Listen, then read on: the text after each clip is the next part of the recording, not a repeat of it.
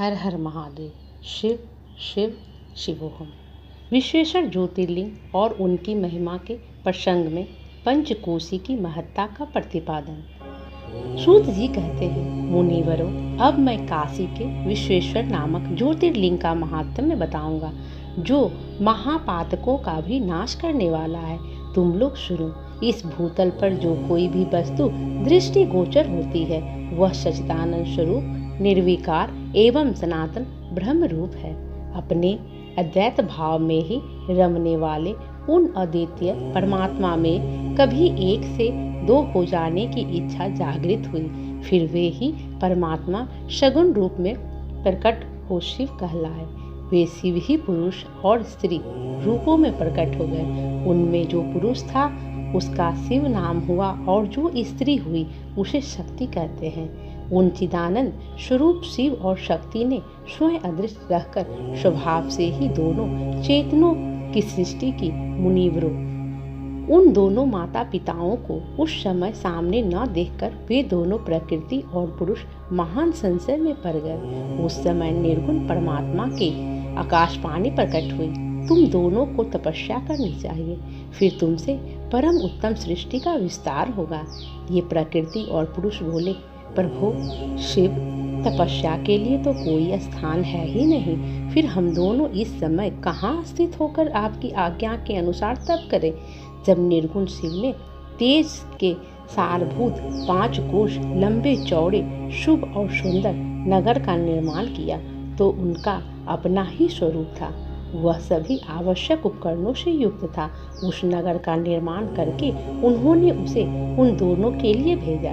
वह नगर आकाश में पुरुष के समीप आकर स्थित हो गया। तब पुरुष श्री हरि ने उस नगर में स्थित हो सृष्टि की कामना से शिव का ध्यान करते हुए बहुत वर्षों तक तप किया। उस समय परिश्रम के कारण उनके शरीर से श्वेत जल की अनेक धाराएं प्रकट हुई, जिनसे सारा शून्य आकाश व्याप्त हो गया। वहाँ दूसरा कुछ भी दिखाई नहीं देता था। उसे देखकर भगवान विष्णु मन ही मन बोल उठे, यह कैसी अद्भुत वस्तु दिखाई देती है। उस समय इस आश्चर्य को देखकर उन्होंने अपना सिर हिलाया, जिससे उन प्रभु के सामने ही उनके एक कान से मणि गिर पड़ी। जहाँ वह मणि गिरी, वह स्थान मणिकर्णिका के नाम से महान तीर्थ हो गया। जब पूर्वक जल राशि में वह सारी पंचकोशी डूबने और बहने लगी, तब निर्गुण शिव ने शीघ्र ही उसे अपने त्रिशूल के द्वारा धारण कर लिया। फिर विष्णु अपनी पत्नी प्रकृति के साथ वहीं सोए। तब उनकी नाभि से एक कमल प्रकट हुआ और उस कमल से ब्रह्मा उत्पन्न हुए। उनकी उत्पत्ति में भी शंकर का आदेश ही कारण था। तदंतर उन्होंने शिव की आज्ञा पाकर अद्भुत सृष्टि आरंभ की। ब्रह्मा जी ने ब्रह्मांड के 14 भुवन बनाए। ब्रह्मांड का विस्तार महर्षियों ने 50 करोड़ योजन का बताया।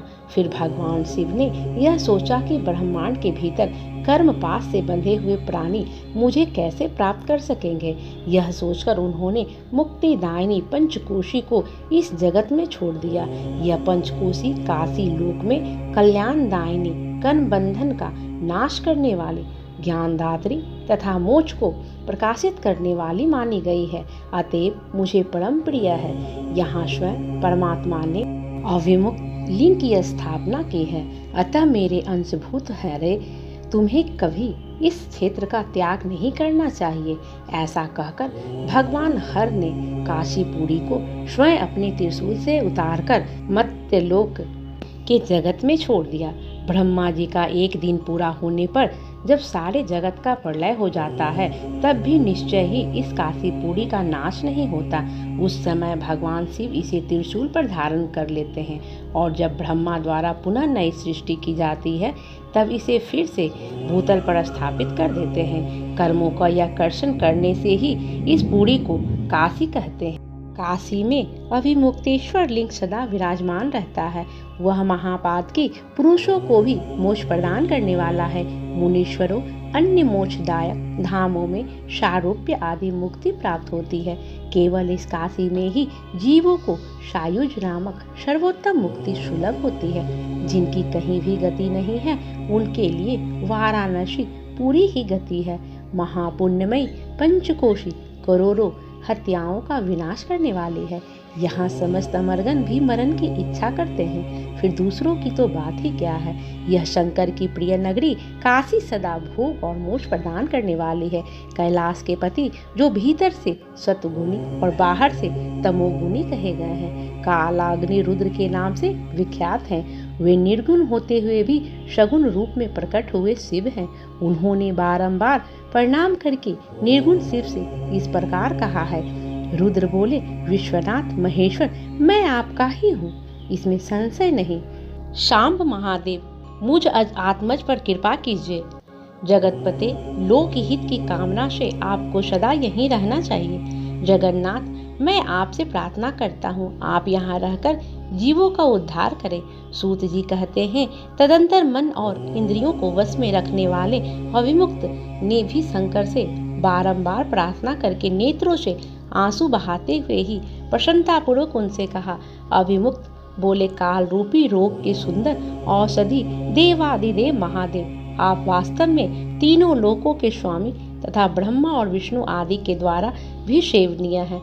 देव, काशीपुरी को आप अपनी राजधानी स्वीकार करें। मैं अचिंत सुख की प्राप्ति के लिए यहाँ सदा आपका ध्यान लगाए अस्थिर भाव से बैठा रहूंगा।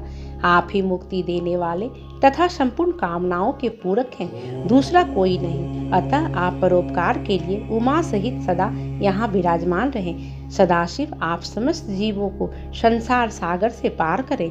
हर हर देव, काशीपुरी को आप स्वीकार करें। मैं अचिंत्य सुख की प्राप्ति के लिए यहाँ सदा आपका ध्यान लगाए अस्थिर भाव से बैठा रहूंगा। आप ही मुक्ति देने वाले तथा संपूर्ण कामनाओं के पूरक हैं, दूसरा कोई नहीं। अतः आप परोपकार के लिए उमा सहित सदा यहाँ विराजमान रहें। सदाशिव, आप समस्त जीवों को संसार सागर से पार करें। मैं बारंबार प्रार्थना करता हूँ कि आप अपने भक्तों का कल्याण करें और कार्य सिद्ध करें। सूत जी कहते हैं, ब्राह्मणों, जब विश्वनाथ ने भगवान शंकर से इस प्रकार प्रार्थना की, तब सर्वेश्वर शिव समस्त लोकों का उपकार करने के लिए यहाँ विराजमान हो गए। जिस दिन से भगवान शिव काशी आ गए, उसी दिन से काशी सर्वश्रेष्ठ पूरी हो गई। प्रेम से बोलिए, शंकर भगवान की जय, काशी विश्वनाथ की जय।